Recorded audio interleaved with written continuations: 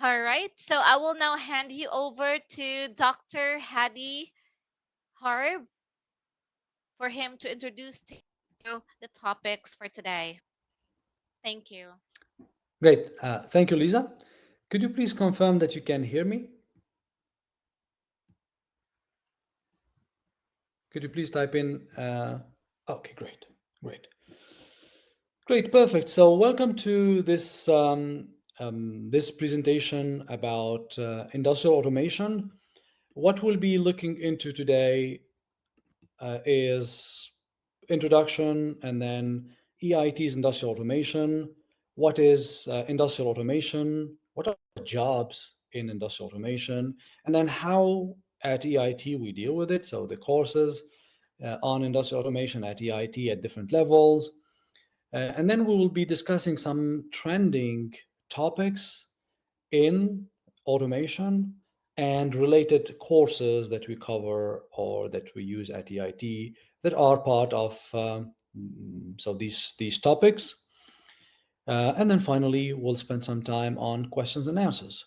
What I will try to do also is to give you just a sense of the types of software that you see in industrial automation. We'll do a demo uh, with several software that are common in industrial automation in practice, and these are the ones that we teach also at EIT. Now, first of all, about myself. So in the past, I had more hair than now. Anyway, I have a background in electrical and electronic engineering. I started my career around 2000 and something. So initially my Master of Engineering in 2000 and then 2001, 2004. I went into computer science, in particular into artificial intelligence.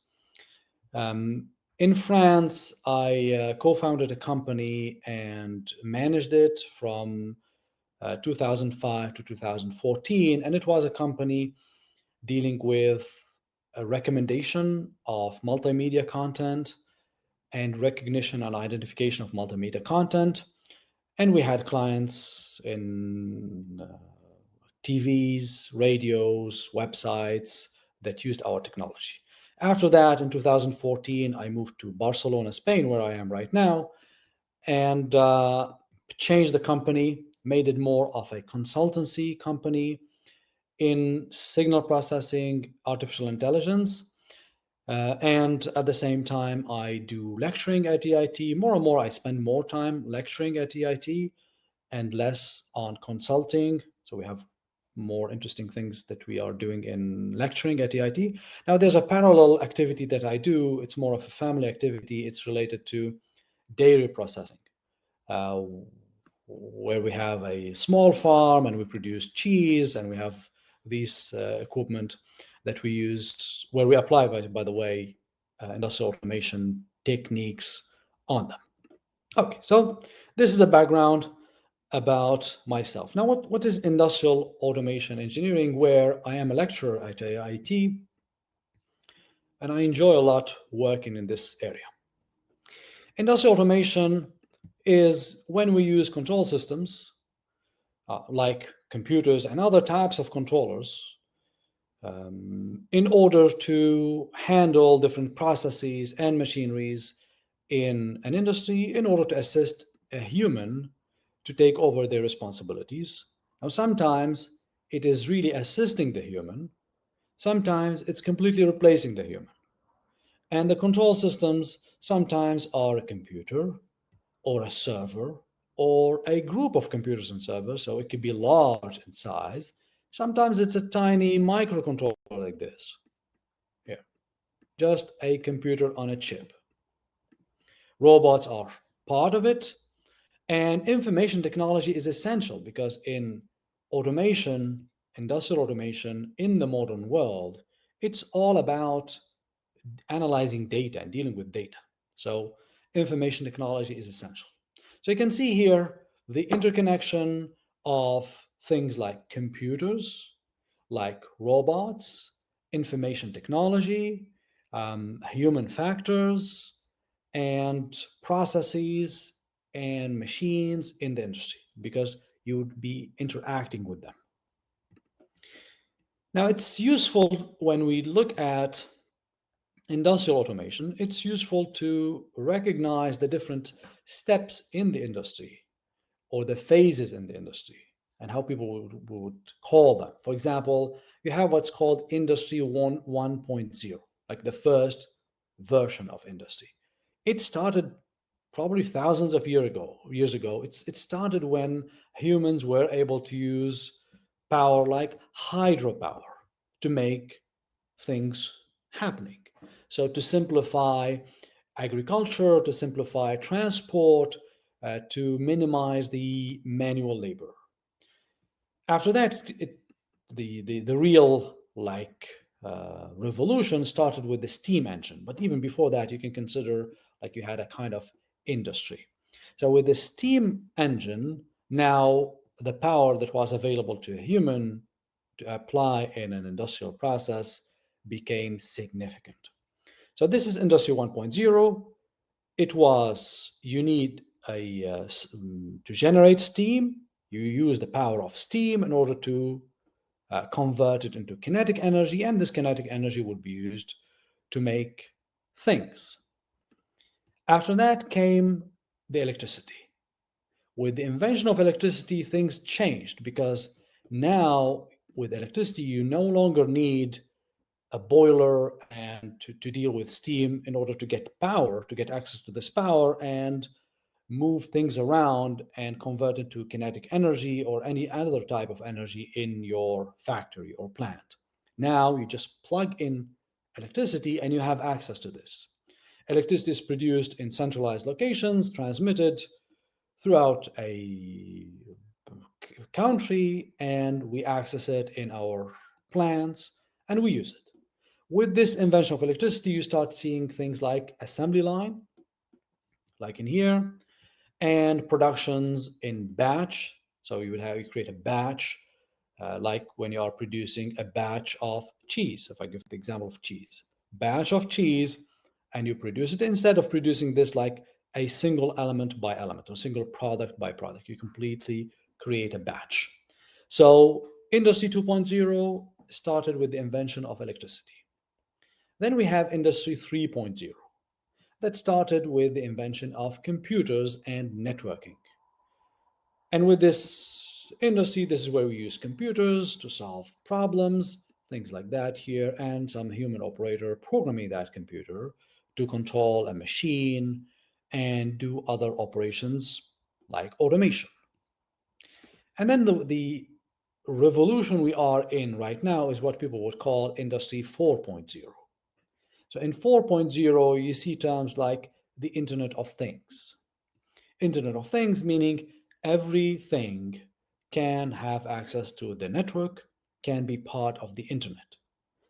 This everything being accessible on the internet and can use the internet or any network makes it able to communicate with other devices.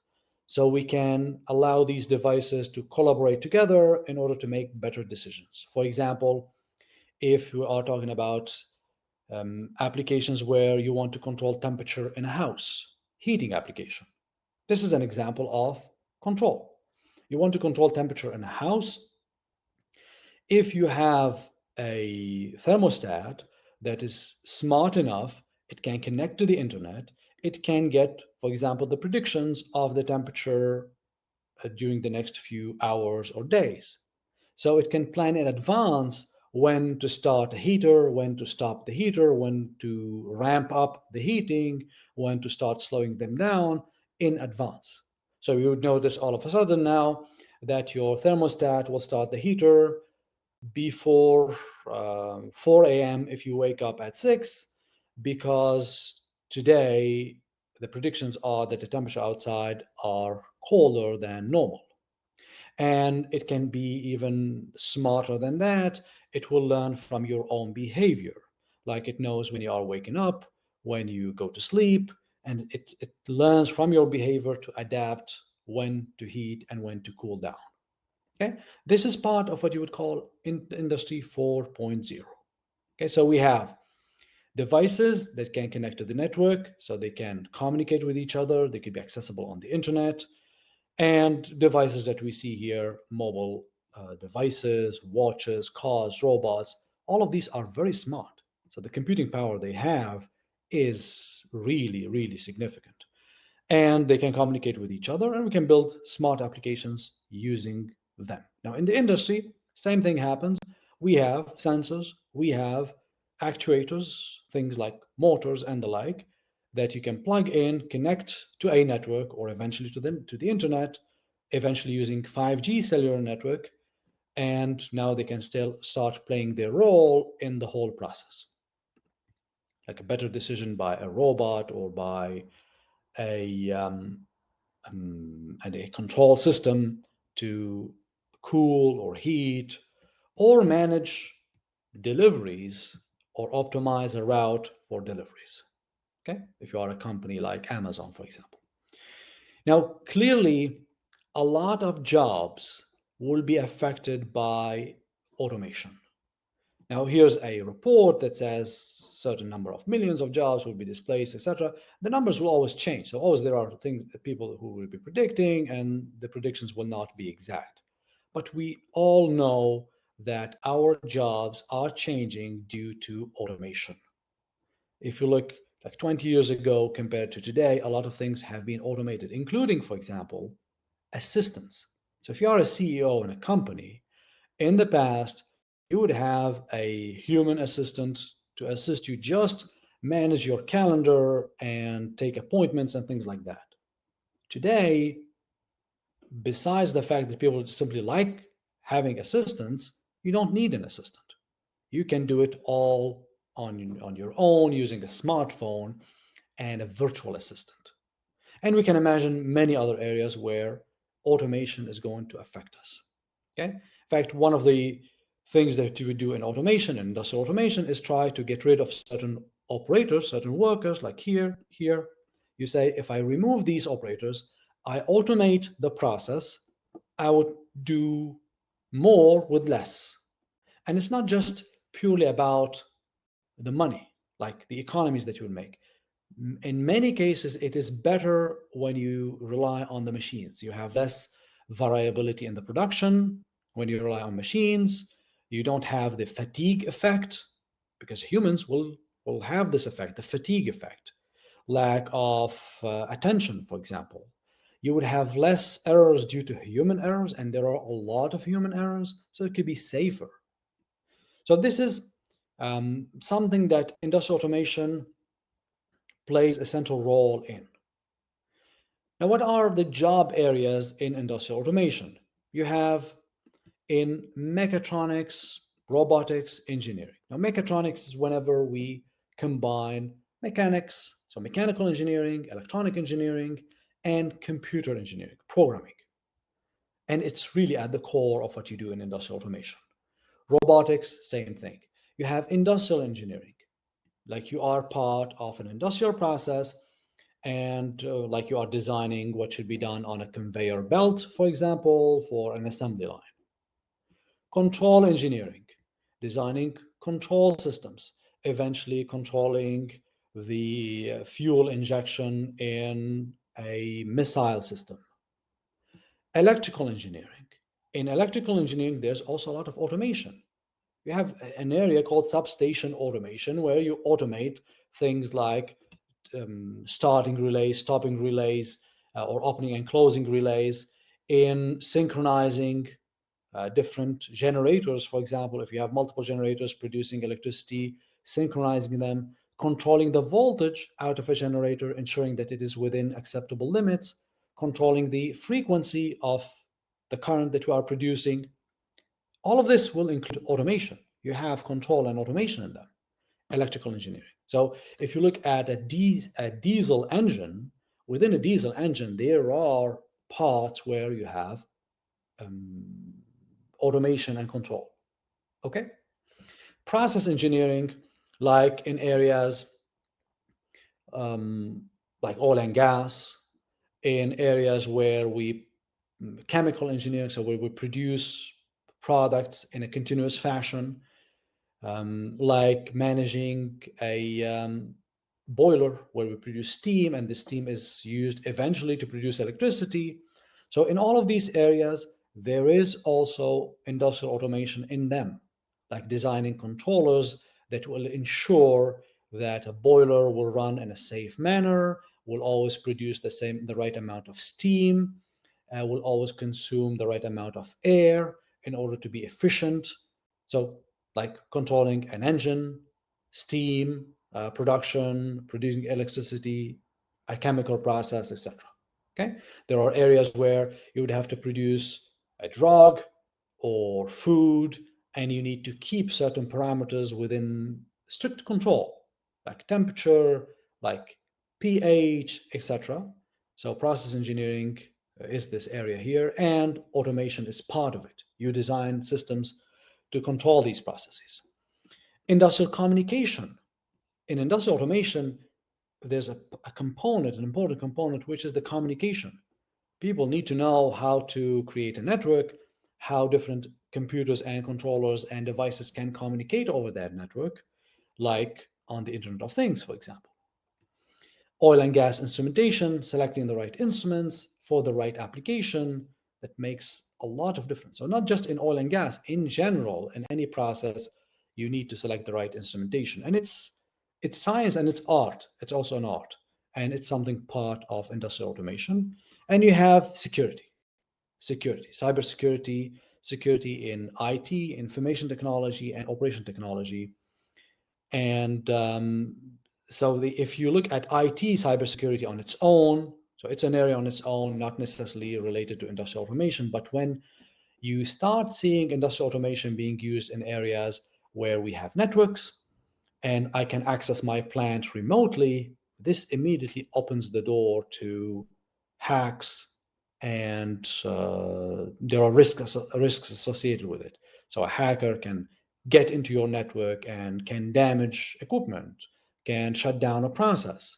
So now security has a different meaning, or cybersecurity will have a different meaning now, which is the link between operational technology and information technology. So this is also part of industrial automation, or linked to industrial automation. Now, some courses at EIT that are centered on industrial automation, you have the Advanced Diploma of Industrial Automation. It is around 18 months, practical diploma where you learn the basics and practice them in terms of industrial automation. You have a Bachelor of Industrial Automation Engineering, so a bachelor level, 3 years. You have a Master's in Industrial Automation, 2 years. So in the master's, the difference between the master's and the bachelor and the advanced diploma is that in the master's, probably you deal with more aspects that are, we consider them advanced, but also some parts of research. Some interesting research is done by students at the Master of Engineering in Industrial Automation, and they publish papers in journals and they contribute. So some interesting work is done by the students at Industrial Automation at the master level. You have also graduate and undergraduate certificates. You have professional certificates. These are great ways to start to concentrate on a specific area and learn about it within 6 months. Things that are covered like controllers, supervisory control and data acquisition systems, etc. Now, the trends that we've mentioned, you have the Internet of Things. In industrial automation, you would call it IIoT instead of IoT, for Industrial Internet of Things, where you would expect that it's very easy to use a sensor, plug it in somewhere, get the data from it, and use it on a computer. Artificial intelligence, machine learning, that are kind of related. So machine learning is part of artificial intelligence, and it has a lot of applications in industrial automation. This artificial intelligence, where we can make predictions, where we can make systems optimize. So the system will tell you that the temperature at which you should operate in this process should be 76 degrees Celsius. This is the best you can do by learning from what happened in the past. And machine learning, artificial intelligence could be used, for example, to deal with or to be integrated into autonomous vehicles. So you would have a vehicle in a warehouse that can move on its own. It will avoid obstacles and it will optimize its route. You can use it to predict a failure before actually it happens on a machine, on an engine, on a transformer. So very interesting applications in here. Smartphones and other devices that are being the tool to do everything, like interfaces to an instrument, for example, it would be a smartphone. This is a trend. And this means that more and more people are developing what we call virtual instruments, where the majority of the work that an instrument is doing will be in software. And the hardware will be purely like just the sensor. Everything else will be on software. And this makes it much more dynamic. Now we can change the interface of the instrument, adapt it, much more flexible than an instrument where everything is hardware. Renewable energy, battery storage. So industrial automation plays a role in here, at least if you consider the optimization. One of the issues in renewable energy, if you have you are able to produce electricity from sun, from wind, and you have batteries to store excess energy in. So to know when do you store, when do you use the energy from your batteries, depending on what's available to you. So what do you expect the sun will be in the next few hours? What do you expect the wind will be in the next few hours? And what do you expect the consumption would be in the next few hours? And this is on its own a very interesting problem people are working on and where industrial automation plays a role in. Okay, making all these predictions and decide like at this moment I'm going to charge my battery because this is the best thing I can do. Or at this moment I'm going to use my battery because this is the best thing I can do. Or like sell electricity or buy electricity depending on the market. You have also virtual and augmented reality, really a huge domain also. The virtual reality itself, where people are living in a virtual reality, they can learn, for example, for training, you can create a virtual environment for operators to learn and to train them how to respond to certain events, how to maintain, how to deal with a certain instrument, all in virtual reality. And then you have the augmented reality, where people can wear goggles all through their smartphones. They can see an extra layer of information on top of the camera. Collaborative robots, so robots on their own, but smarter robots. So robots who can make decisions on their own, not purely that you program them and you tell them exactly what to do. Now, so far, it's been clearly a success, the use of robots where you program them and to do exactly the same action, like the types of robots you have on an assembly line in car manufacturing. They repeat exactly the same action and you can program them. But more and more robots would want to be more, or we would want them to be more flexible and collaborative, like you would have a robot assisting a human operator in the field. And trans cybersecurity, cybercrime, in particular here applied to industrial areas, like someone hacking into our network to produce electricity and shutting down electricity on the whole city, for example. So here are some examples of courses that are taught at EIT linked to these trending topics. You have here these at the master's level. These are the master's level. So ME are all at the master's level. You have industrial process control, industrial instrumentation, advanced process control, machine learning for industrial automation. They are linked to digital control, meaning using computers and microcontrollers and other types of controllers to do the control, and machine learning and artificial intelligence. We have also some other certificates, like here, CMQ.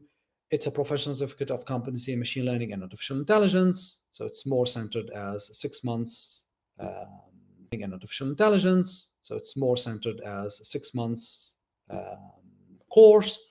You have data analytics and artificial intelligence at the bachelor level. And these here are courses in cyber physical systems and the Internet of Things. You have the Professional Certificate of Competency in Industrial Internet of Things, Big Data and Analytics in Electricity Grid, Programmable Logic Controllers and Supervisory Control and Data Acquisition Systems. So these are some examples of courses. Here are others for robotics and mechatronics. We have this advanced diploma of robotics and mechatronics engineering with very interesting modules taught in there. You have industrial robotics and mechatronics as a bachelor unit. And here for communication, at the bachelor level, you have IT, OT, cybersecurity. Also at the bachelor level, you have modern industrial communication systems and protocols.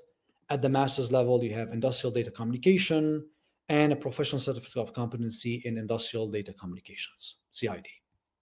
So these are some of the courses that are covered. Now, clearly, we are dealing with industrial automation. We use computers a lot for design, for simulation, for development, where you develop software to be used. Now, some examples of software tools that are used, for example, when you deal with programmable logic controllers. These are the types of controllers that are very, very commonly used in the industry. They are computers that you can program and you let them do the control, like turn things on and off, communicate. They would receive sensors data and act accordingly.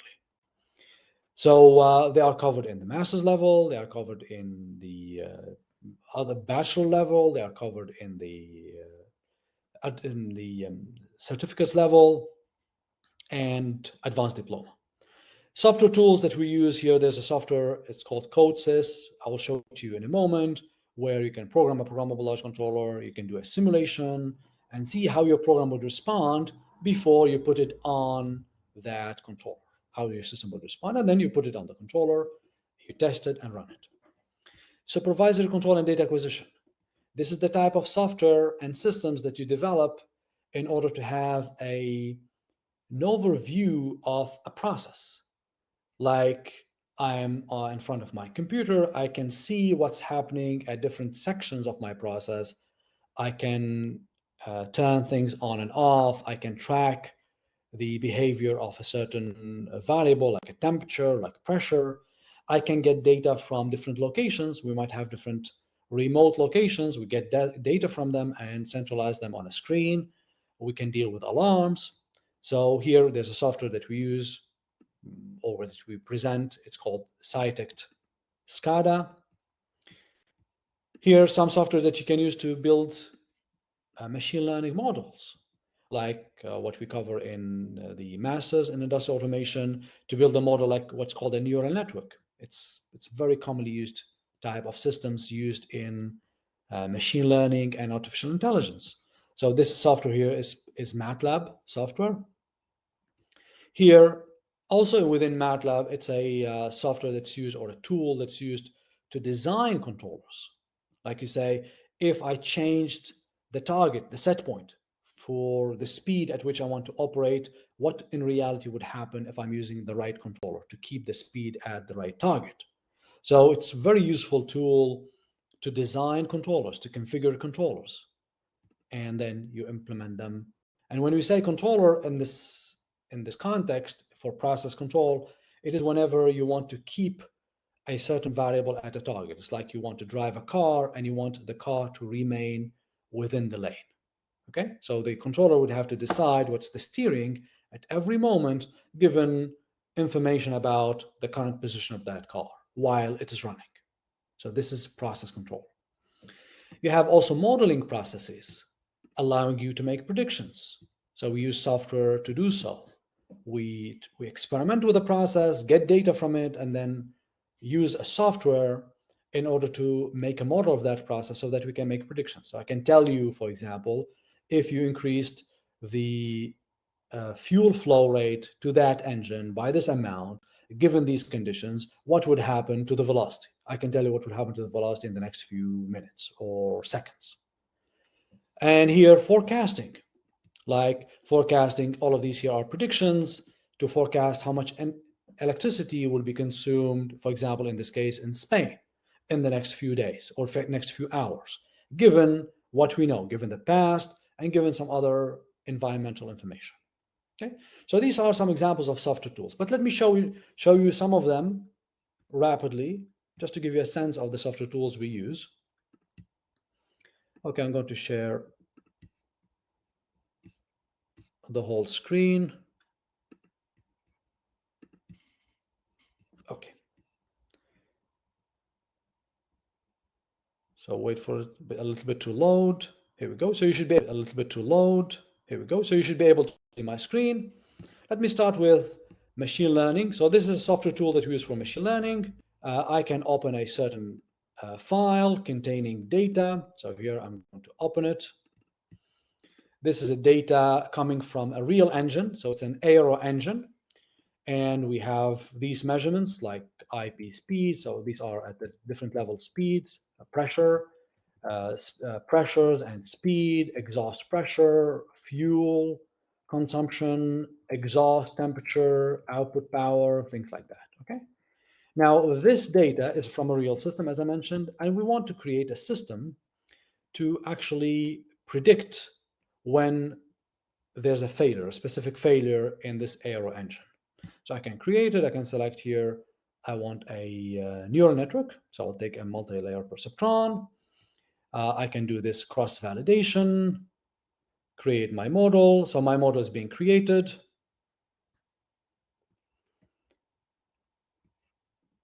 Okay, almost done. So these are the types of tools. Here we create a model. We'll check how good it is. So it's doing a very good job. If you see the relative absolute error, 0.19%.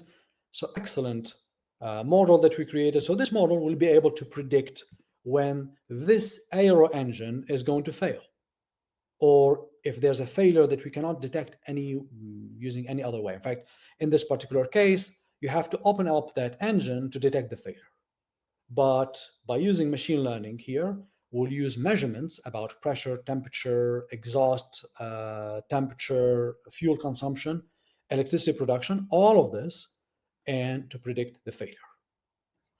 Here's another example of a software that we use a lot, which is MATLAB. For example, you can use something called system identification.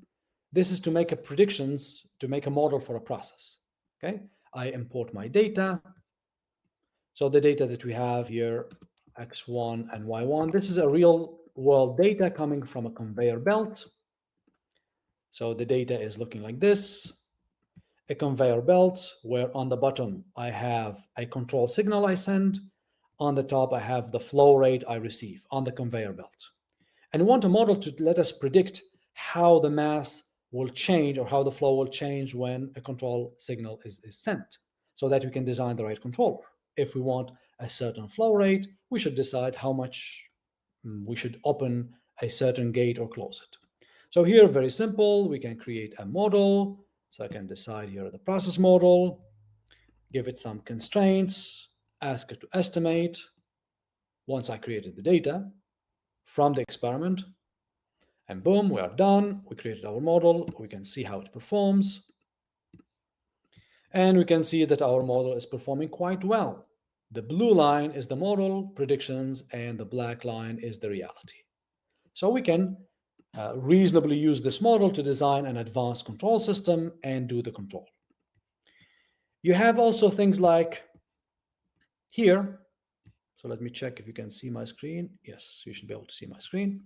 So this is the type of software that you use to design controllers or to program a programmable logic controller. Like for example, here, imagine that you are creating a system for traffic light, as simple as that.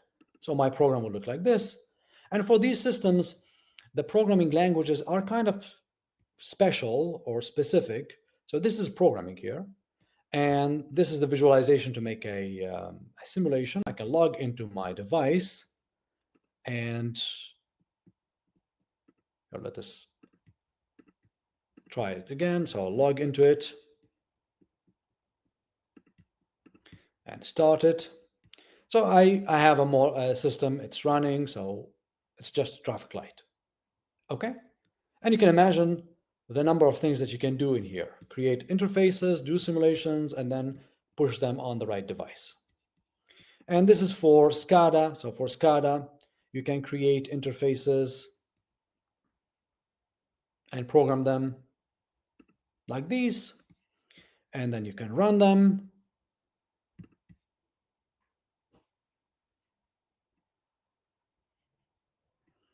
And then you would allow, when you run these interfaces, you would allow an operator to visualize what's happening on the process. So let's rapidly take a look at it, and this will be it for this session. So here's the type of interface an operator will be seeing, as you can see here on the screen. For example, I can look at here. So I can create an interface like this, and I can control a process in the field, or allow an operator to control a process in the field like this, Okay. This is called SCADA, supervisor control and data acquisition. I might have a process like food and beverage. I can turn things on and off, start a process, stop a process. I can check alarms, look at all the alarms. I can track trends, track a process, so see variables, how they are evolving over time, and do a lot of interesting things based on this data, like making predictions based on this data.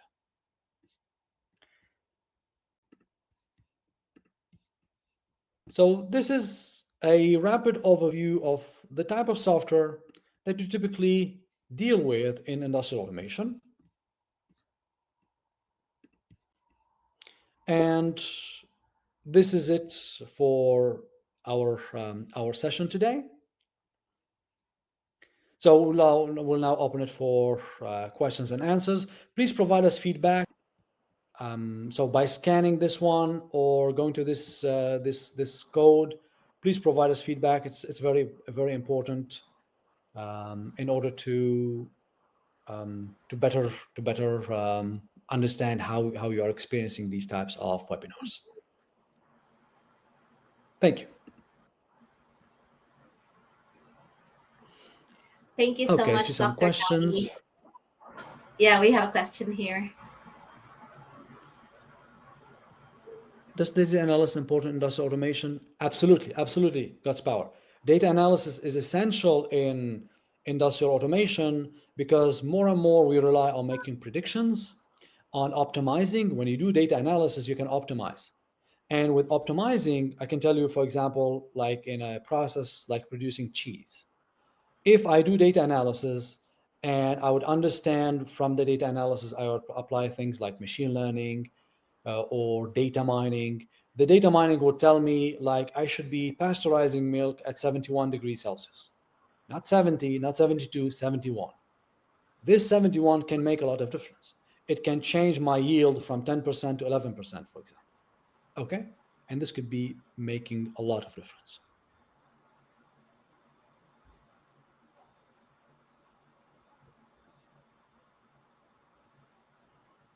All right, do we have any more questions? Feel free to ask away.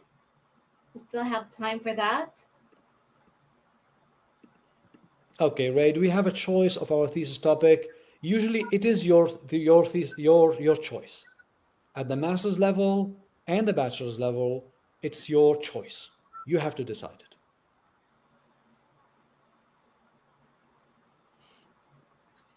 Will the Bachelor of Science in Electrical Engineering provide sufficient depth to a Masters of Industrial Automation? To some extent, but there's a Bachelor in Industrial Automation already. But in general, if you have the Bachelor in Electrical Engineering, I believe, but you have to verify this, I believe it could be the entry point for industrial automation at the master's level.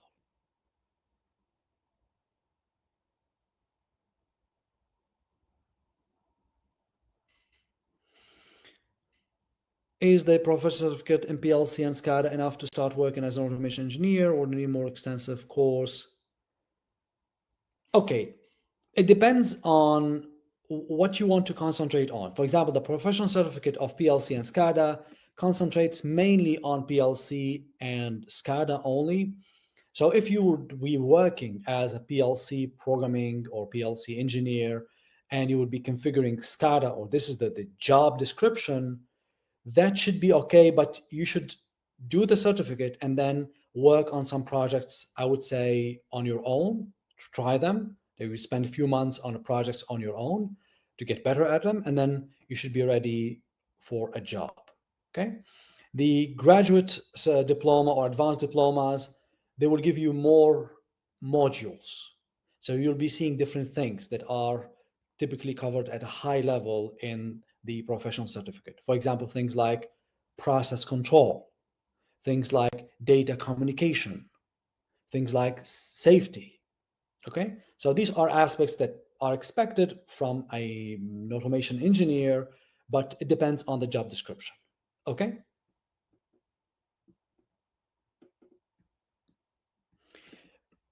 Ray, the thesis will be theoretical or the thesis is in general practical.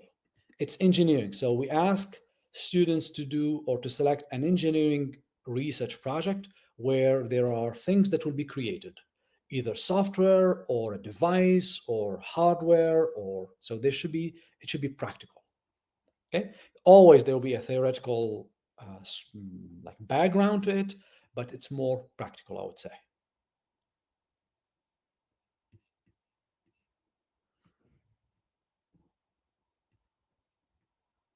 Largest project ever worked on. Personally, my largest project, really, like as a personal level, not in terms of size, it was the company I built in the past because I developed the systems for that company and this technology, and then I made a business out of it. So this is like the largest for me.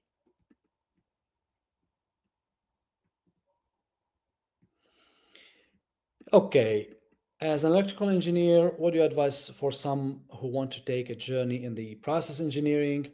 God's power. Frankly, I would say it's kind of like a different area, process engineering.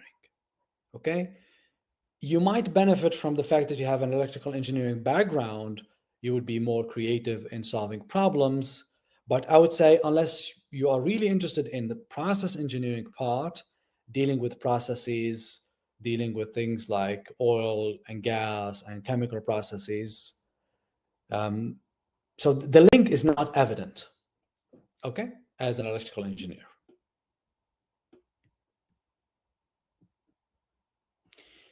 Bachelor in mechanical engineering apply for this course? I believe so, but please check with on the website for the entry requirements. But I believe so. So in general, a mechanical engineer should be able to get into an industrial automation and build from there.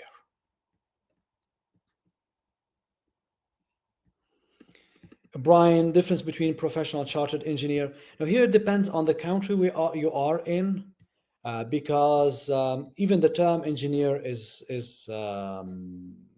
different. So I cannot really speak for the differences of professional chartered, especially in areas like in what is in Australia, what is in the UK. So there might be differences, but in general, this involves your status in a kind of society of engineering in your own country and what kind of requirements you should fulfill to be considered a professional engineer or chartered engineer and what you should be able to do. Okay, so it's more regulatory and it's more dependent on where you are. For example, in France, the term engineer itself, we do not use it unless you have a 5 years degree in a specific school of engineering. And in other areas, other countries, you cannot operate as an engineer unless you are recognized by a society of engineering, but the terms can change depending on the country. Okay, how about safety? Now, in the master's degree, safety is covered, okay? And it's really extremely important, safety, and it's covered in the master's degree, it's covered in the advanced diploma, and there's also a certificate, a professional certificate of competency only on safety. So if you are interested in safety in processes, I recommend this particular professional certificate of competency because it really gets into the details of safety. all the standards, the designs, etc.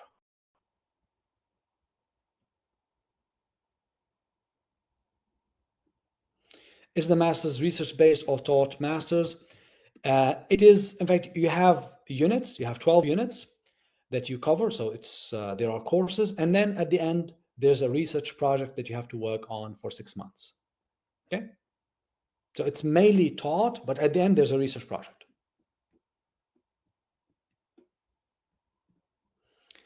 Is master's level industrial automation engineering accredited? Yes, it's accredited. Please check the EIT's website to see the types of accreditation. So it's accredited, it's recognized according to different accords internationally, and in Australia, it's accredited by Engineers Australia.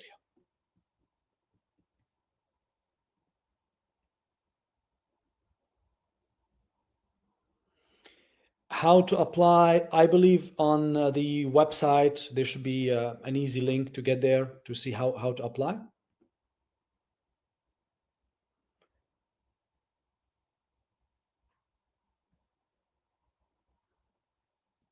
And what other requirements for industrial automation? Also, I believe on the website, the requirements are clear. And in cases, so there's something like a special case you might submit, and it will be studied like on a case-by-case basis.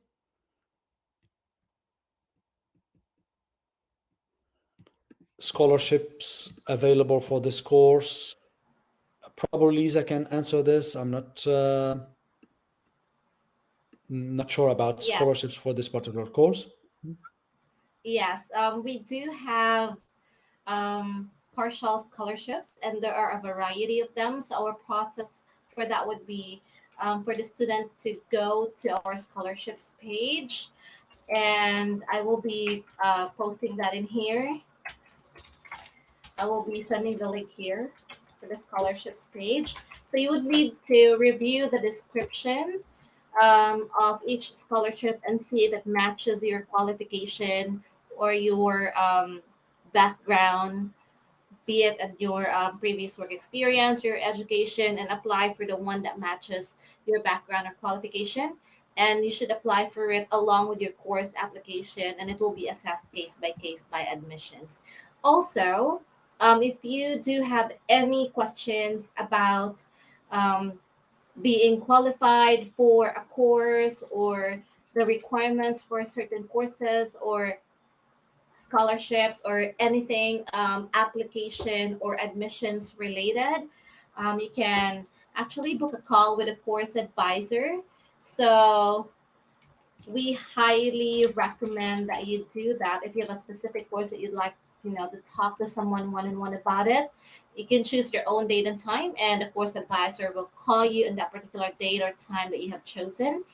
And yep, you can talk to that person. You can ask as many questions as you'd like.